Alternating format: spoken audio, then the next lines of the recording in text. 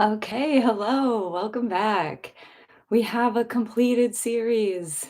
That finale was absolutely everything I could have ever hoped it would be. I do have some more notes going into this and a little bit more coherent thoughts, so I will try to be coherent in this. But overall, I just thought that was absolutely incredible. I think it was all of the good feeling ending that you need. But and there were surprises. There was people that came back. I cannot believe Emily surprised me. I thought she was June's imagination at first. Janine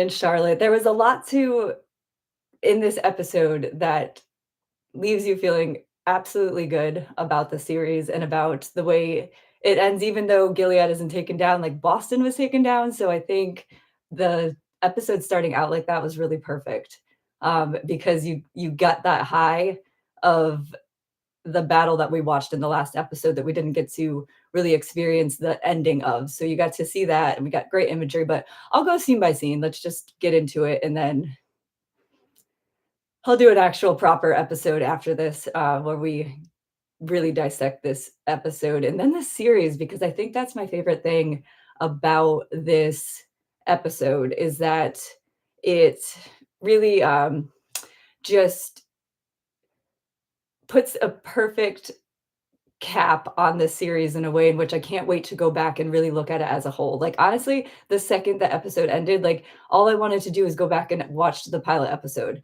and then watch it right through because it felt so cyclical in the way it ended like that. So, despite it having a whole sequel series and a whole sequel book and so many ways in which there were seeds and branching out in this episode, it's so complete in itself as a series. And I just can't wait to get into it. There's going to be plenty more that we'll do now that we have a completed series. But I love that it started out with the scenes of Boston being taken over. And the first line that I absolutely loved was what is it? Boston is America, praise fucking be. Boston is America again, praise fucking be. And it was such a perfect hybrid of June's voice with the Gilead speak and Boston being taken over. So you start out on a high and it's perfect. And I think there's a shot of Fenway, which made me very happy. I'm pretty sure that was the green monster. It was kind of quick and hard to see, but I'm pretty sure that was definitely Fenway. And that was great imagery. But then watching that Gilead flag burn and watching the American flag get put up with the new big star and the two little stars, that was a great scene and a great shot. Um, what else do we have? And we got a shot of June, or a montage of June and Nick, which was really nice because I think it was good to show that June's still dealing with that grief. Like we saw how that episode ended and it was shocking, but for June, she's still going to be reeling from that. And so there's a lot of ground that had to be covered in this episode. So to give that little insight into her frame of mind at that point was really nice. And I love what Serena had to say later, but we'll get to that one.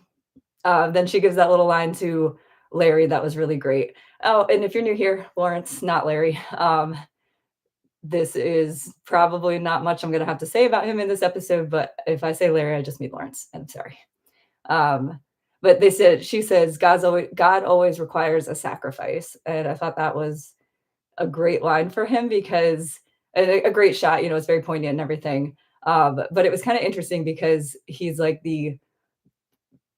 I think he's really maybe Emily might be an atheist too, but I think Lawrence is really one of the only kind of like proclaimed atheists on the show. So to to have him as the sacrificial lamb in this plan was just an interesting play of words. It made me think about that. Um,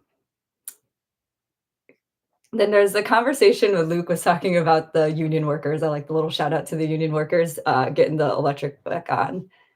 And we have I really enjoyed the shots of just watching the Americans reclaim this city because for so many seasons, or we've seen, especially like in the flashbacks and in the like transitional time, we saw the way in which Gilead had kind of taken over the city and reclaimed it as their own. So for this series to be ending with all of this imagery of Gilead's structures being removed and American ones being put up was perfect.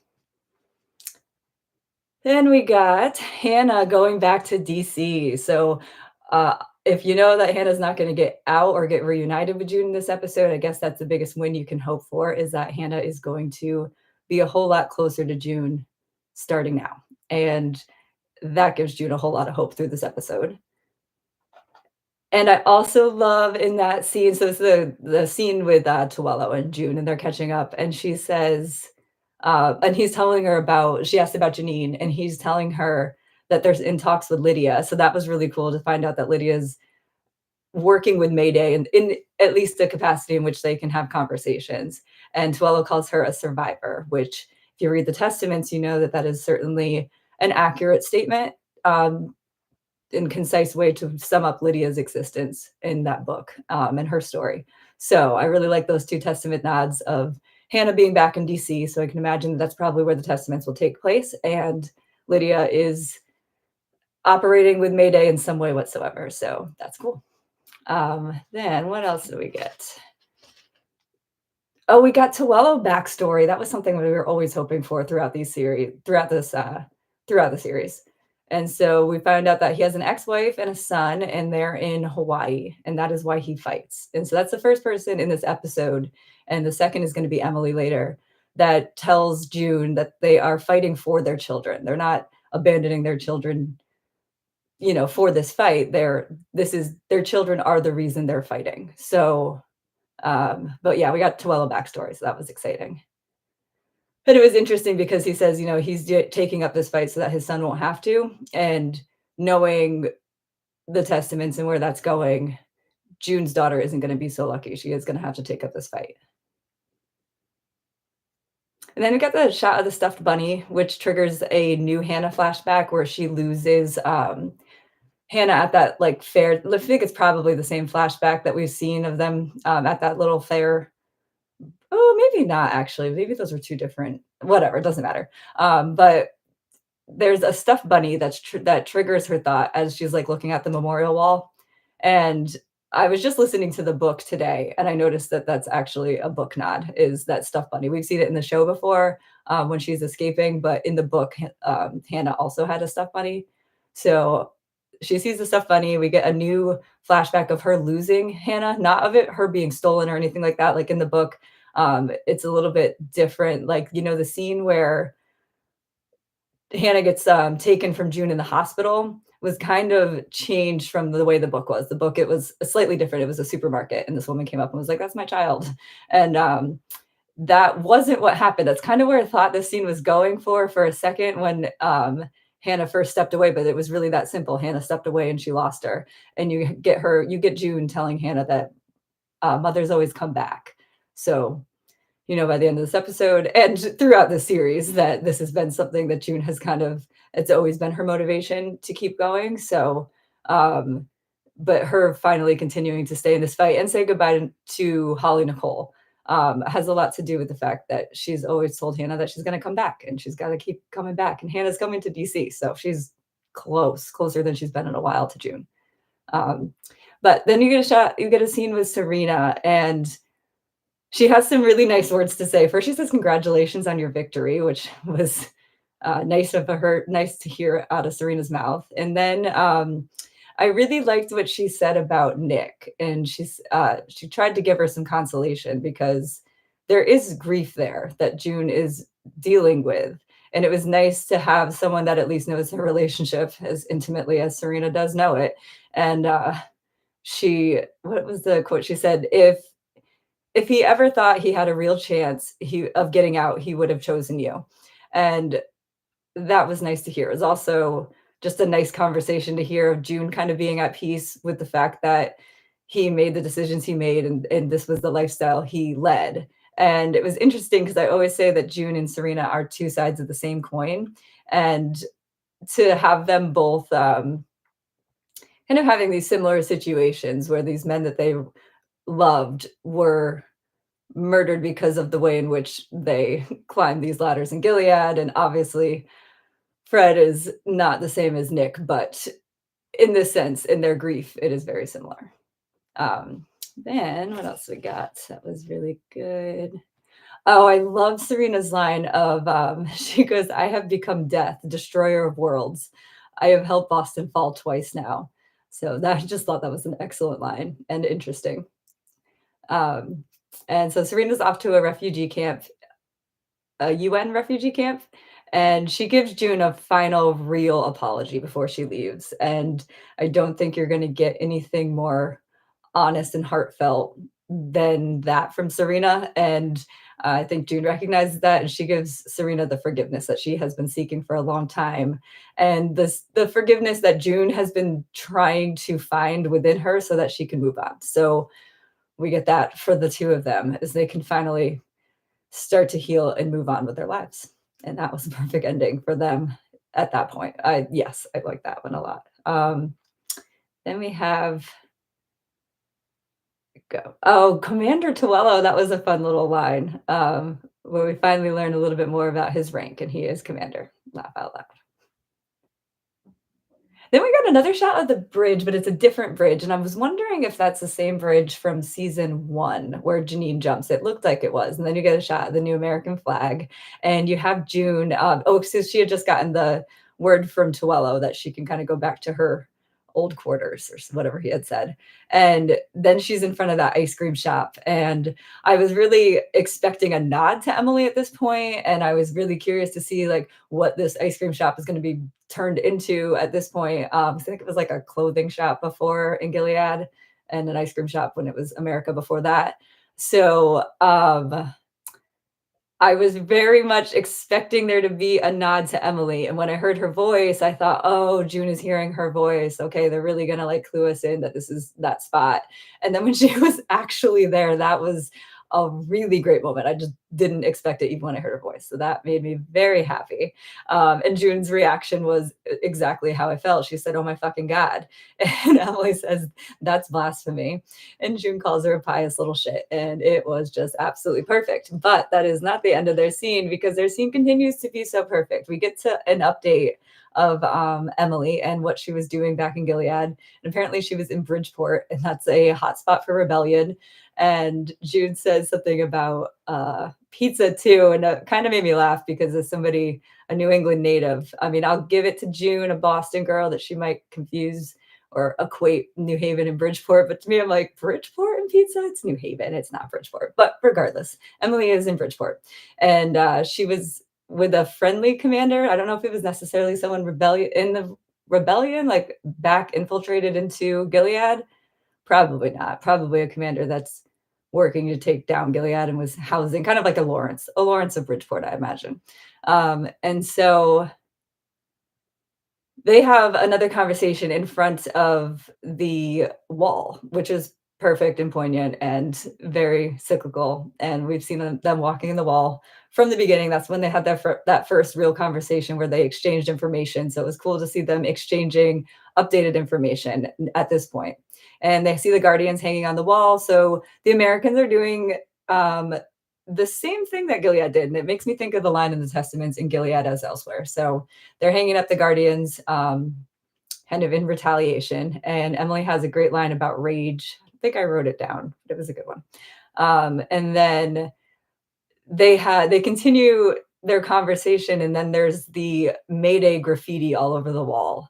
And I loved Emily's line about she said, I'm thinking of adjusting my concept of the impossible. And we've seen the hope almost beaten out of Emily in this show. When she was in the colonies, she was really frustrated with Janine for trying to find any kind of hope or silver lining or anything.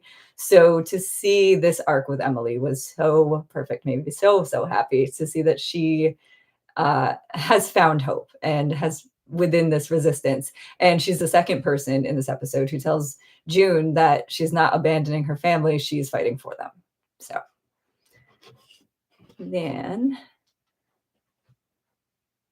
oh, I don't know if I might have mixed up my notes a little bit here, but I think the next shot was the flashback, and this or not the flashback, the like flash the dream sequence, the flash forward that should have been or could have been, or flashback that would have been. I don't know what you would call that, but the dream sequence that June has, the hope, the wish that she had for all of her friends and people had Gilead not stolen their lives. And that scene was so perfect. Oh my God, that made me so happy because um, I had thought about that. I don't think I actually put it in. I don't know if I said it or if I cut it out. I know it was in my notes at one point.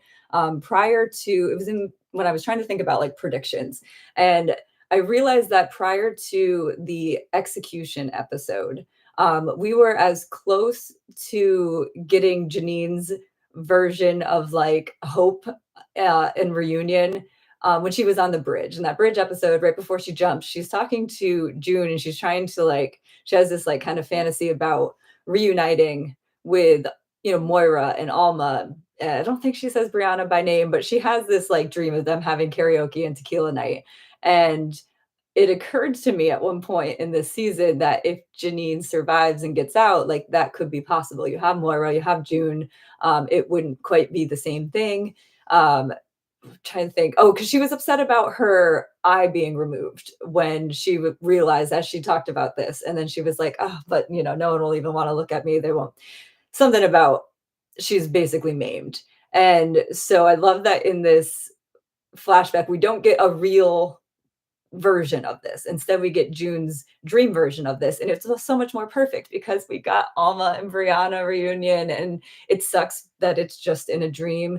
But seeing them in this show outside of clothes week, we didn't get flashbacks for them. We didn't get them outside of their handmade clothes at all in any way. So to see them in what was stolen from them and who they were before Gilead forced these clothes and these identities onto them was perfect. And it was at least a tiny bit of closure for them because that was and at least a nice nod to this handmade circle and Rita who got to join in as well. I love that scene so much. I love the music. It was perfect. Everyone was alive and together and happy and unscarred. And that's something that will never be, thanks to Gilead. So it was just such a perfect thing to put in the show of something we hadn't seen, of this dream that will never be, instead of having a flashback or instead of having any kind of backstory revealed in any other way. It was I just love that scene. So then it rolls right into you keep the music and it goes to June burning her robes on that bridge. And that is there's just so much finality to that. We've seen her disrobe and burn and get rid of and go and escape and hide within these clothes so many times, right? But this one felt with her on this bridge, burning these clothes with that Gilead flag burning in the background. It was nice to finally feel like this is the final time she'll ever have to put those clothes on again. And I love how the electricity comes back on as soon as she throws her robes onto the fire, and then the bridge lights up her path back. That's beautiful.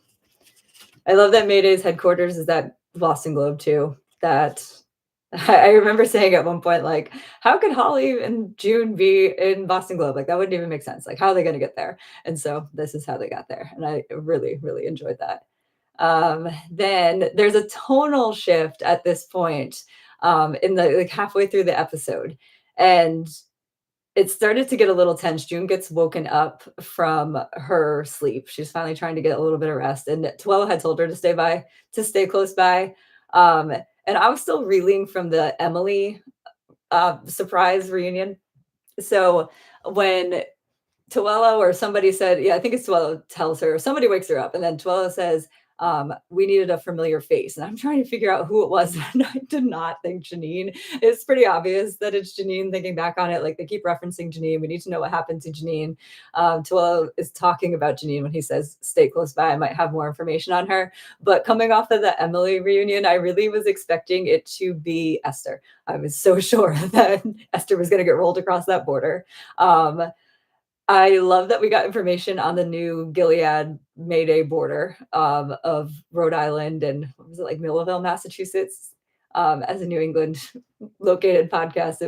It's always fun for us to get these like local tidbits that we kind of can relate to, and maybe not so fun given the state of the world now to want to relate to the show in any way whatsoever. But it is good to know that I'm relatively close to what could be a new border between whatever takeover and whatever rebellion forces are left. So yeah, Rhode Island and Millville, Massachusetts is the new Mayday border for them. And they dumped Janine very ceremoniously across that border. And as soon as I saw the eye patch, I'm like, oh, of course it's Janine. Oh my God, this is perfect. Okay. So Janine gets out, and her response when she sees June is excellent. And their reunion is very similar to like when Moira gets June out. And I loved it. And I love Janine's response of just hi.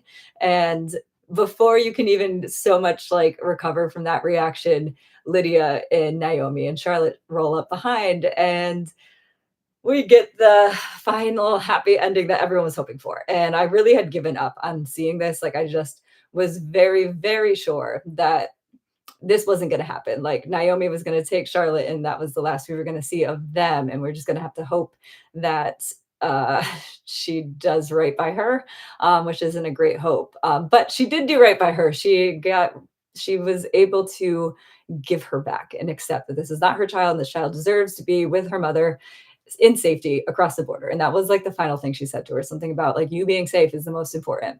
And then Charlotte and Janine get their reunion, and it was perfect as well. I really do want to, I wish I could see the director's cut scene of Lydia trying to convince Naomi that this is what needs to be done, because I'm sure there was some coaxing in the background with Lydia. But then we get the Lydia and June scene, where June tells her, "Blessed is the woman who does not walk in stride with the wicked." And they get a very nice little nod and acceptance of the fight that they're both in, and in the roles in which they've had. And there didn't need to be a lot more said, because I felt like that was a very metaphorical passing of the baton, or continuation, I guess, of this fight that they're both gonna have, um, on either sides of this border, as they said their goodbyes and walked away. And Lydia walking off into like the shadows and the smoke and smog of Gilead with like just her profile was a really, really great shot, and a perfect way to segue into the Testaments with that character. So perfect. I loved it. Then we get the reunion scene where all the I don't know if it's all the Alaskan refugees, but a bunch of the Alaskan refugees are being reunited with people that were in Boston, and it's a really, really wonderful scene, just as collectively as a crowd. And then you get the reunion with the Hollies, and June gets a proper goodbye. Well, first, Luke and Holly finally get to see each other, which that was nice. And then June gets a proper goodbye with both of them, and she tells Holly that quote of "You don't have to be near mommy to feel her love. It'll find you no matter where you are." And it's perfect because Holly, her mother, is watching her say that. And we know that June has felt her mother's love through her entire ordeal of the series. And so for Holly to hear that, and for her to be able to tell her Holly as she says goodbye to her that this is what she's doing, is continuing this fight for her, and that she's going to feel her love. And I don't know. I've heard rumors that apparently maybe Daisy Holly Nicole is not in the Testaments. So I don't know necessarily what's going to happen with that. I guess I could see it either way. I don't really have any opinions about what I think they should do at this point, because after seeing what they've done with this episode, like I just don't care. They're going to do something great, and whatever I feel about it prior to it being done doesn't really matter. But I do think if they do keep Holly, Nicole, Daisy in some way in there, this is an interesting conversation that they have, because we know that in the Testaments, the book, she's always wondering about June, and if she thinks about her, and if um, she just wonders about her mother, and she's wonders that, that feeling of love is kind of lingering throughout, and then referenced at the end. So I don't know. I feel like I guess she could just be removed from the Testaments. I guess it just could be more of like a Hannah focused. I don't know. We'll talk about the Testaments a different time. This is the end of the Handmaid's Tale.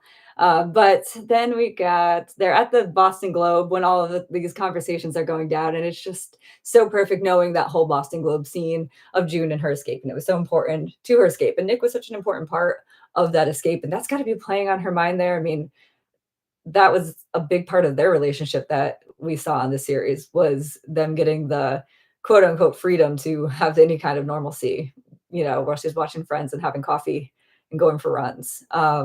in the Boston Globe, but she also had that big revelation of her mother and kind of drawing that hope and fight from her mother at that point when she was in the Boston Globe and like kind of going through all the archives and seeing that her mother was right about it all along. So to now tell her mother in the same place that she is having that she's going to keep this fight going. And I love their conversation. I love the line where she says, June says, Gilead doesn't need to be beat, it needs to be broken. And Holly's response is, can't someone else break them? And June tells her that she says, you taught me, you know me pretty well, and you know I'm not going to give up. And it was such a perfect interaction. And I love that Holly admits that she doesn't know her and that there's a lot that she needs to know about the woman that she's become. I love the lines that they had about June asking her if she doesn't ask her if she's a good mother, but she says, I don't know if I've been such a good mother or something like that.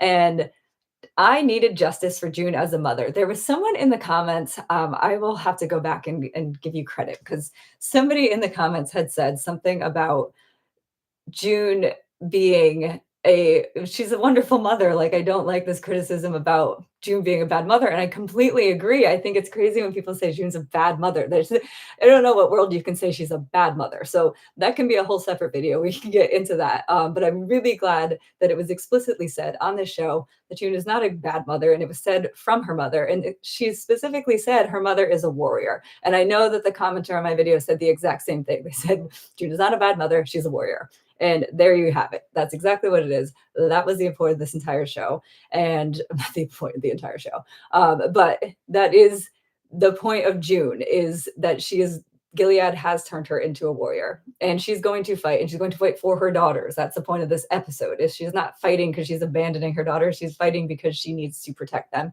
and all the other girls that have to grow up in Gilead, as she's saying in this scene. And then her mother tells her you should write a book. And obviously the ending is so perfect and like just the absolute best way to, like, imagery wise and just a conclusion to a series. This ending was just perfect and I loved it so much. But I also love that we get like the editor to writer pipeline with June in that kind of growth, because that kind of represents exactly who she was before Gilead and after Gilead, of kind of finding this more active voice within herself and now being able to voice her story instead of just editing other people's stories, which was like kind of the criticism that her mother had given her initially, was like, don't you want to tell your own stories? Don't you want to write your own stories? Why do you want to edit other people's words? So now to see that June has a story that needs to be told. And I love what her mother said about it too. She was saying, June says that, she starts to allude to the book when she says, there is so much violence and pain and loss. And her mother says, it's about never giving up. It's a story for people who may never see their children again. Tell them who their mother was. So she gets to tell her story to her daughters and to give some hope to people who have the same kind of loss and may not have that kind of reunion. There's still a lot of hope to be found. And that is what June's going to tell in the story. And that's why it feels so good to kind of go back as soon as it's over and want to watch it again, because then you get her story and the story of perseverance that her mother is alluding to here. So then find out that Luke and June are going to fight separately. And I love this as an ending for them so much, in terms of it's not a yes or no on their relationship. It's just that they have something to focus on, and they end it with just, I'll meet you there. And she says, fuck yeah. And it was just the perfect way for them to say goodbye to each other in this moment. And I think that's the kind of ambiguity I don't mind this series ending with, is like, what happens to them after that? They get to know each other again, and we see, but obviously they have bigger priorities right now, and it's getting to Hannah, and they're going to go in different directions and meet each other there. I just love that scene so much. Then we got, oh, his goodbye. Luke's goodbye was so perfect. Like, goodbye into the scene, obviously, they'll see each other again. If not, the end of the Testaments, we know for sure. It's a little bit Testament seeds in there, the way they said, meet you there, when they finally get to Hannah. But he says, when he's trying to convince her to write a book and he says, "You had people that helped you, people that loved you," and he lists them all, then he kind of even reluctantly says Nick and admits that Nick loved her and helped her, and then he says, "And people who loved you, and people you loved." And there you have it. I think June loved them both, and I think I really like the acknowledgement here of Luke just acknowledging that given everything that Gilead has done to these women in destroying their lives and destroying who they would be and who they could be and who they were and all the things and like we talked about with the dream sequence story. That's it's the same thing with June and Luke in their relationship and June with any kind of relationship. And so at this point, just to acknowledge that she could love them both at the same time, and she did love them both at the same time, and to hear Luke tell her that that's something worth writing down, and that's a story that's worth remembering, and part of her escape story. And it's not all violence and all bad. So, and it's kind of a play on what she had said to him initially with those tapes, when she sent to him, telling him that Hannah, that Holly was born out of love,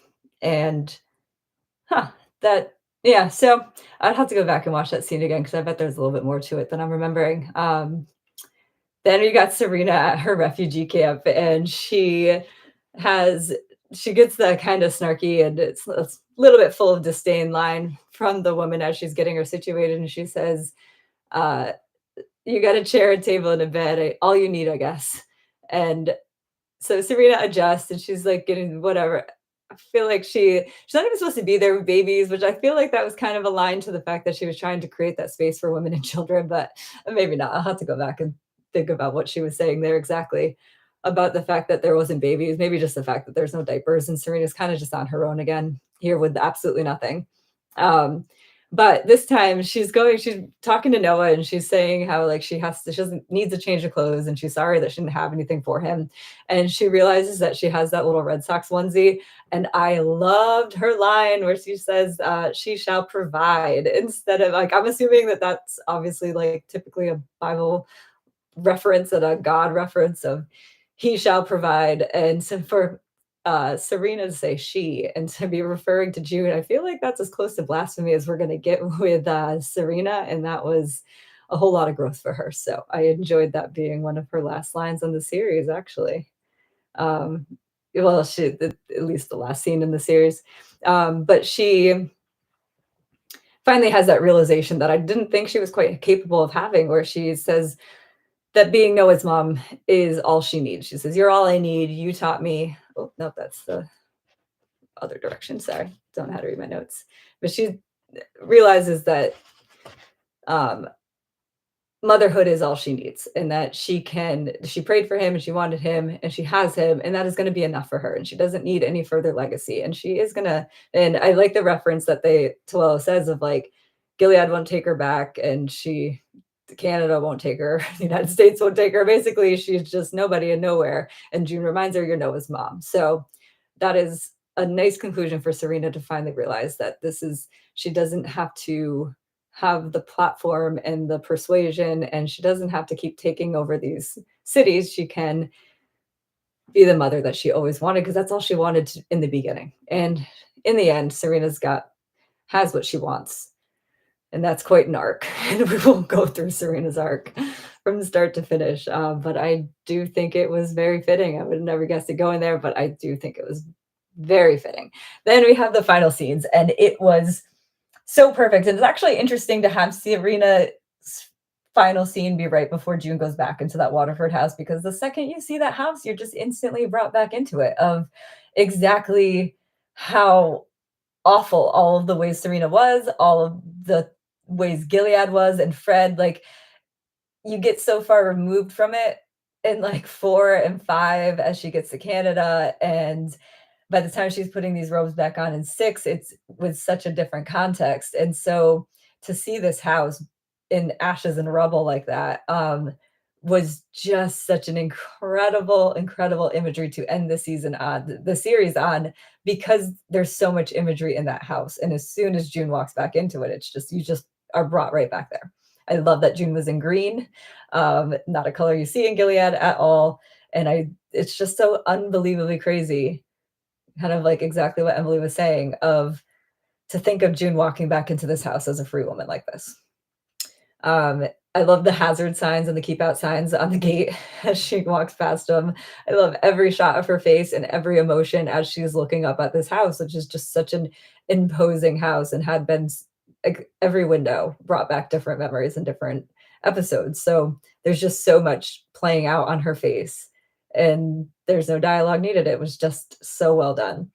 I thought the shot before she goes up the stairs was absolutely gorgeous. Or not gorgeous, it was just like it was stunning in a just incredibly well done way. Like she opens the house and you just get that silence, and we just see her look up those stairs so many times on this show. And so to have no music playing and you only hear her breath as she goes up, and then the music cuts back in, and it's a long walk down that hallway, and it's everything's just so broken down and decayed, and exactly the kind of imagery you want to see this house in at the end of this at the end of the series. And then she walks in. I absolutely love the long lingering shot of her looking into the closet before she sits down and is about to record, because I have to go back and look at the episodes and look at the book again, but I wanna say that she when in the book, she is referring to like, she doesn't know if anyone's ever gonna hear her story, and I wanna say at times she thinks if nothing else, she'll have her and the first Offred either as an audience or maybe just as an inspiration, but she's certainly here is getting out her story. If there's Offred, the first one, that wrote the Nolite on the wall, and that was such a source of inspiration for June throughout this whole series. And now she is sitting in this window that we see that is where this whole series starts out at. And she's gonna start to tell this story the way that Luke and her mother were telling her that she has the stories to tell. She's also telling every other handmaid's story. You know, it's the Handmaid's Tale, and it's absolutely Offred's tale as well. The first Offred, and that's I thought it was so cool that she says, "I'm Offred," you know, "My name is Offred," because she starts out with the first episode taking her name back and saying, "My name is June." So it was just such a perfect way to end it. It's such an incredible shot of her sitting in that, familiar spot with that familiar light behind her like that, and it was so funny to me when she starts, she pulls out the recorder, and I'm like, "Oh my gosh, this is exactly what I was hoping was gonna happen." So I was very, very excited to see it being concluded in this way, and she starts recording, and her lips are moving, and it was the first time that I realized I'm so accustomed to these monologues being inner monologues that hearing the monologue and watching her say it at the same time was so weird to me. I'm like, "Wait, she can't be talking. Why are her lips moving?" And I'm like, "Oh my god, she's recording it. That's so silly." So, I just thought it was just an absolutely perfect ending to this series, and I think they concluded this series better than I could have ever hoped for. I think we got everything we could have wanted aside from like a Hannah reunion, but that's gonna happen. We gotta keep watching. This was this portion of the story. And in this portion of the story, I think compared to the book, it just makes me, this is the reason we have a podcast. This is the reason that I think this show does better than any other TV series of adapting a book into a series and fleshing it out in a way in which they did and making it better and improving upon the source material. And then the source material went and took what the show did and wrote a sequel. And now they're gonna flesh that out and turn that into it was all done so well. I feel very lucky to be a fan of the show. I feel very lucky to have a YouTube channel where I can talk about this show because there's so much to talk about, and I will get into absolutely every scene in more detail. But oh, was there more? That did I skip over something? Whoops, I did. There was a shot of Hannah, so that was a um, nice shot of right before she starts to talk. You get a more of a dream sequence of Hannah. She's reaching out and she's holding Hannah's hand. And that's kind of the bridge to the testaments that we're going to get, but also a very good nod to the whole fact that in the beginning of the series, in that first episode, in that spot, in that exact same spot, she vows to survive so that she can keep fighting for Hannah. And so here she is, alive and out, and now she can fight for Hannah better than she's more better positioned now to fight for Hannah than she was in the beginning of the series. So that is growth and improvement. And we just gotta watch the Testaments to see how that continues. Which, oh my God, I'm so excited for the Testaments. I think the show is in very good hands, and I just can't wait to see however they turn this into a new show. But there is so much more to talk about with this series, and we will do a lot more on this channel. But I think I've gotten through it all. I'm exhausted. Thanks for sticking out with me. Oh, we got like 43 people here. Hi.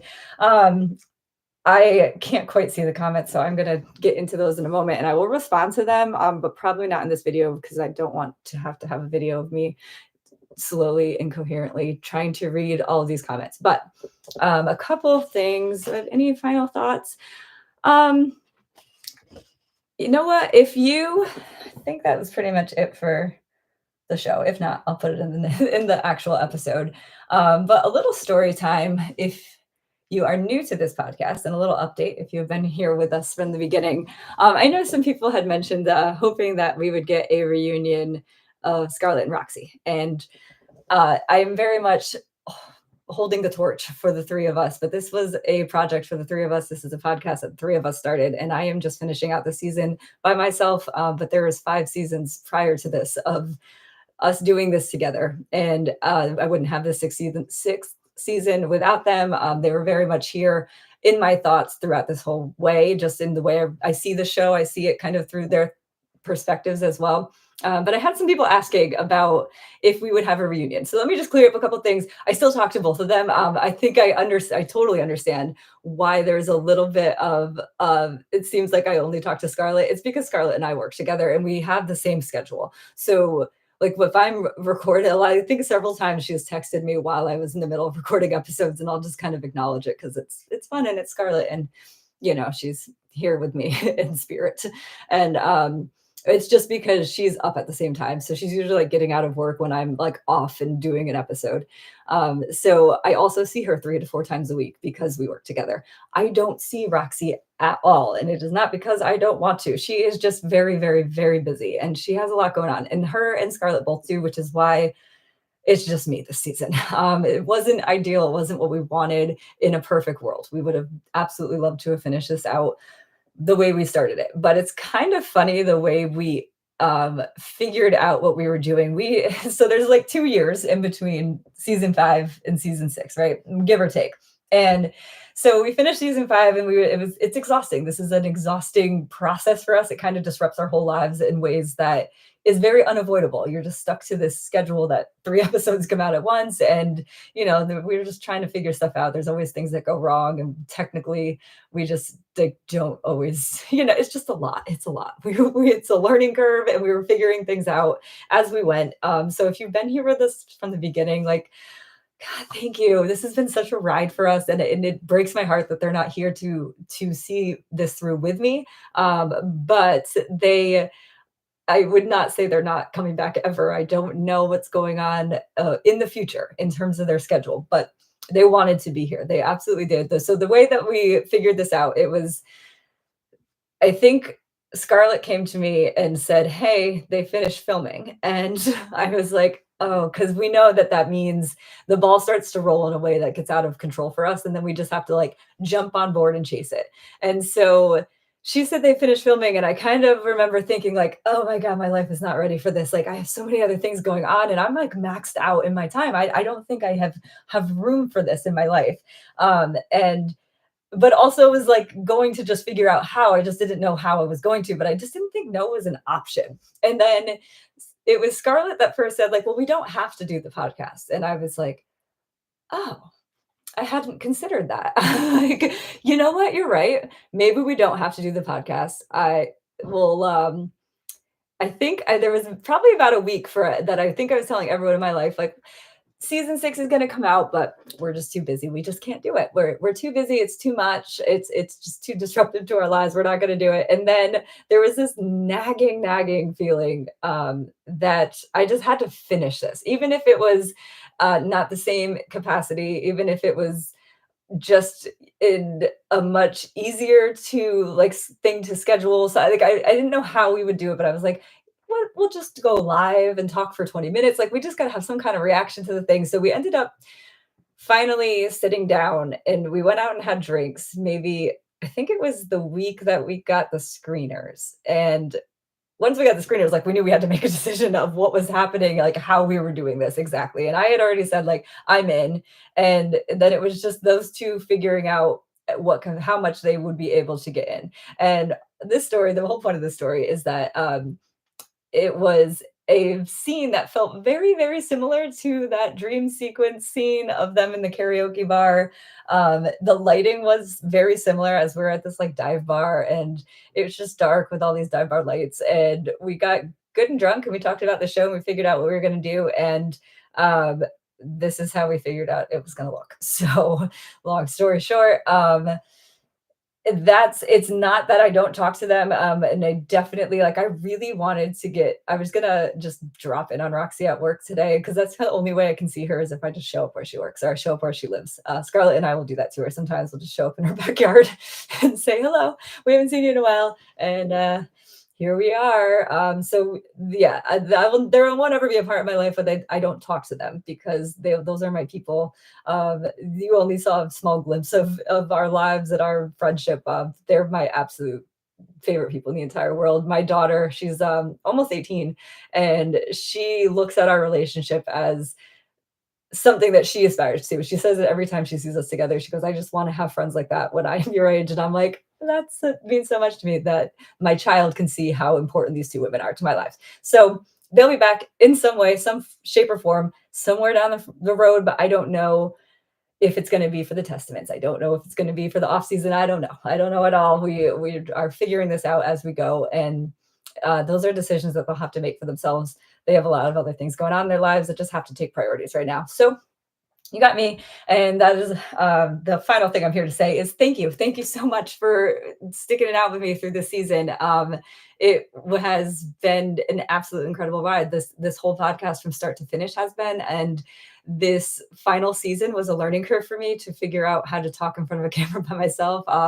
And there are certain things that fell away. I stopped drinking, and it's not because I didn't like the drinking component of it. I really, more than anything, wanted to keep that going for Roxy and try to do Roxy some honor by taking that part of the torch up for her. But I didn't trust myself to speak coherently, and I definitely didn't trust myself to like sound as smart as she sounds when she talks about wine. I actually do kind of know about wine, but I'm still working on sounding as good as she does. So I will bring that back. I do miss like the wine drinking and the certain aspects of the three of us that have fallen away. The hot topics, and not the hot topics, but the current events. Like it's hard to keep up with when you're doing the episode by episode stuff. So in the off season, we'll talk about some more current event and stuff because obviously it just never stops coming. One thing I would like to say, like I never addressed the current news of that people keep talking about with Handmaid's Tale of what is her name? I wanted to say of Natalie, oh, whatever. It doesn't matter what her handmaid name was, but Natalie Calhoun's handmaid when she was used as an incubator in the show, and it's happening now in I think Texas, and people were saying that it's just like the Handmaid's Tale, and yes, true, 100%, I agree with you. But the bigger point I want to make is that that's been happening. It's been happening before the Handmaid's Tale, and that's the whole thing with the Handmaid's Tale is like none of the things in this show are new. This is all stuff that happened, maybe not in the show specifically, but 100% in the book. Margaret Atwood went out of her way to make sure that she didn't introduce things that hadn't happened before. So yes, we're seeing this stuff that has played out in the show happening now, and it has happened before. So if there's anything we learned from June in the series, it's that there's not a time to wait anymore. The time is to fight back, and they cannot be complacent because you will see this show is what happens. Gilead is what happens with complacency, and we will talk more about that later. But I will get back more into current events and political stuff because now is the time, if ever there was a time. So yeah, that was the most ironic thing of all is that we started this podcast because we kept seeing so many parallels in our lives, and that was a big conversation we were having in the bar before as we talked about this podcast. And someone had asked if Roxy doesn't watch the show anymore. And I think I honestly I haven't talked to her about it. I don't know if she's been able to watch it, but that was a concern she had, is that mentally she didn't think she was in a place to go there in this show, given where we're at in the world right now. So that's fair. There's only so much capacity one has for so many things. So I do think that she's watched. I don't know. I'll give you an update. I'll check in with her, and I'll have some great wine recommendations, and I'll let you know if she was able to watch the show, and I'll give you some coping tips of how she got through watching the show, because I know it is emotionally a lot for people, but it ended happily. So I think if you could make it through 6 seasons, there was a light at the end of the tunnel instead of an ambiguous ending. So yay. All right, enough rambling. I'm getting super tired. So thank you so much for sticking around. A special shout out to my family and my coworkers, because they're the only people I see right now for the last 10 weeks. My family has been incredibly supportive and accepting. My daughter especially, like I filmed in her room for like the first 8 weeks, and that's kind of the perfect symbol of how much I have displaced her and how much this podcast has displaced her for the last 10 weeks. So she is excited to get her mother back a little bit. But she has been very understanding, very supportive of how much this has taken my time and sleep and ability to even converse with her sometimes. I'm like, I don't have the time right now. I'm like, I can only be thinking about Handmaid's Tale. So she has been very patient, and my coworkers at work who have listened to me talk about this endlessly and have supported me through all of this. That they're the only social life I get. And so they have 100% been listening to all of my trials and tribulations, Scarlett included. Scarlett, especially, I should say, because she is the only one who really fully understands what it's like to do this work and this podcast at the same time. So one final special shout out to my coworker who picked up my shift tonight, so I did not have to work, because there was a time up until until like halfway through today where I was going to have to go to work and then race home to watch this episode, and I was so stressed out about how I was going to manage that. So thank you to that one specific coworker who saved my day, and this was not an easy pickup for him. And I am endlessly grateful for you. So thank you for listening. We'll be back here shortly to do a proper rundown of this episode, and then we'll talk about where we go from here. But thank you so much. Have a great night. This is the final episode. There isn't any more after this. Enjoy.